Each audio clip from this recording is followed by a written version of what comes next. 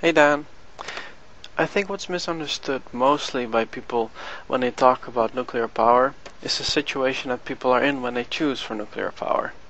Japan has chosen for nuclear power because they live in a densely populated area and need lots of power.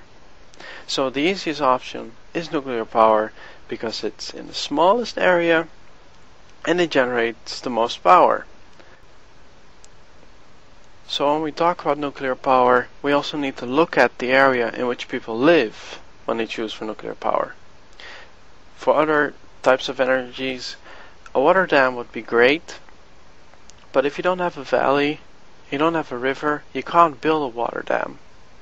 And solar energy is great too, but you need a lot of area to put solar panels down because they're not too efficient. And if you don't have that area, and if you don't have as much sunlight, it's not going to work.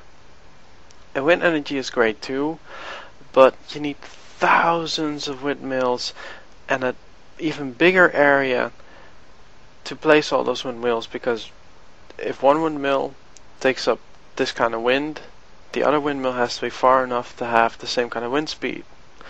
So a nuclear power plant would be better because it only takes a small area there and it generates more than a windmill would. So the area in which people live really matters for your choice for nuclear power or not. So let's continue with that. When we look at Japan, they have a lot of tornadoes and they have earthquakes. Why would you build a power plant like that there? That's unsafe to me. Because in order to keep a nuclear power plant safe, you need to keep it cool. It generates so much heat that if you don't keep it cool well, the structure is going to melt down, radioactivity is going to get free, some gas explosions which have to do with the heat generations occur, and the whole thing just turns into a disaster. So they cool it with water. But there's a problem with that. The radioactive radiation makes the water radioactive itself. And that's a problem. So what do you do with that? The water that is used for cooling is cooled by a system outside of that.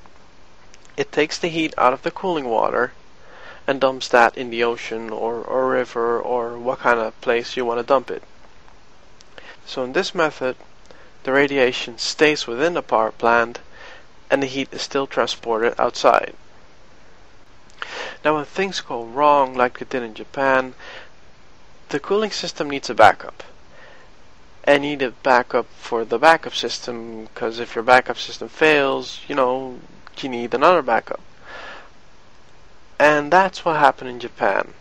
The system broke down, the backup didn't work, the extra backup didn't work, and they had to have a backup engine for the already backed up engine, blah blah blah blah blah. Anyway, it didn't fit. So their backup ran out, and that's when the trouble began.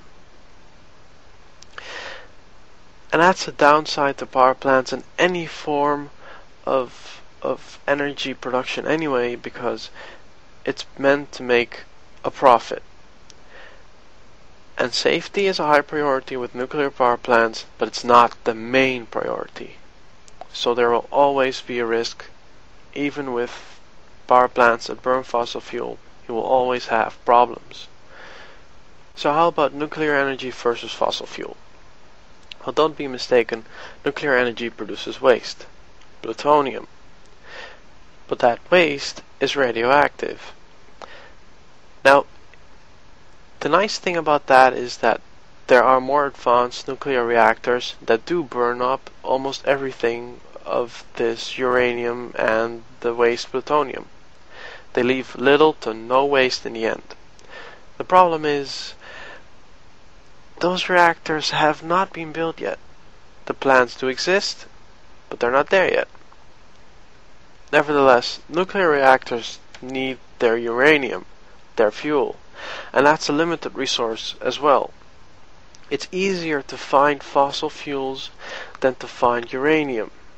And uranium itself needs to be enriched in order to be fueled by a nuclear reactor. In the end, both energy resources will be gone, and we will have to rely on the sun and the wind. And the whole thing about storage, it's not really that big of a deal. All you need to do is you build an underground bunker, create it with thick concrete walls, and preferably put a lot of lead into it against the radiation that might escape. Another misunderstanding about fossil fuel is that the supply is not that close to running out. Yeah, the easier reachable places are running low, which means that the oil price will go up, and as the oil price goes up, the harder to reach places will be worth the effort. So eventually, the amount of reserves of oil we have will grow as the price grows, and of course eventually we'll run out of oil reserves and the price will skyrocket. But that's not as near as a lot of people think now, because of that reason. Countries all around the world burn fossil fuels to generate electricity. As much as 40% of the oil that enters a country will be used to generate electricity. So if we were to only use nuclear energy for our electricity, it would save 40% of what we're using right now, so the prices for gas would go down and we'd have a bigger reserve as well. Another thing about this fuel that is stored in countries that a lot of people don't know is that there's a reserve. If the Middle East were to stop supplying us with oil, we would have a problem. In theory, within days we would run out of fuel because, we really need it. However, most countries actually have a reserve of fuel for electricity and cars and all that kind of stuff that'll last for 2 or 3 months. So there really is a lot more out there than is actually right now being used. So there really is a lot to gain if our electricity would not be based on fossil fuels. Because let's face it, many problems are based on oil, and even though if we wouldn't be driving our car on gas, we would still need the oil for a lot of different products. So would that mean that the world becomes more clean when we use nuclear power? I think only a little bit. You still need to build those plants using oil. You still need to supply them with the uranium, which is transported with oil. You still need to transport the waste with oil. You still need to build the bunker with oil where you're going to store all the waste.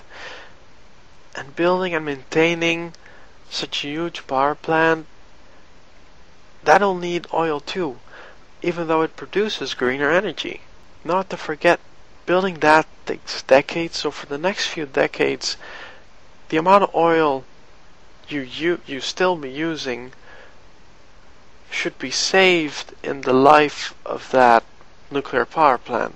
And that will take a very long time too. So before it becomes better for the environment, that'll take even longer. So, and even with all the fuel you would spare by just putting out a nuclear power plant right now, that fuel will be spent elsewhere. You will drive your car an extra mile because it's not in your electricity. And that's another thing for researchers that will go after greener energy or try to develop such things and increase the percentage of their efficiency and all that kind of stuff.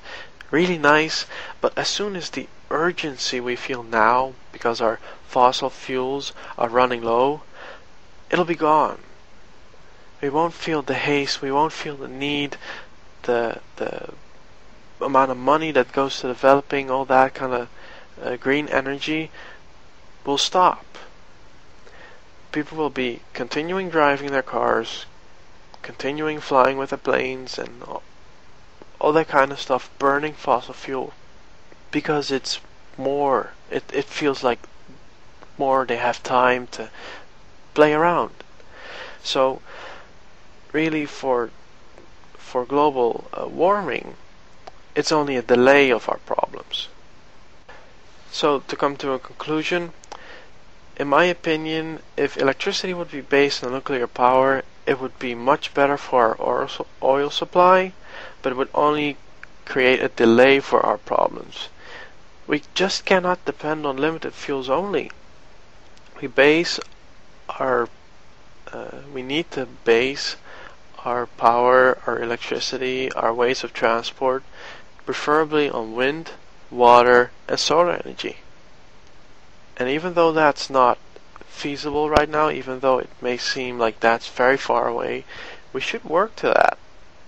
So, really, no and kinda yes to nuclear power?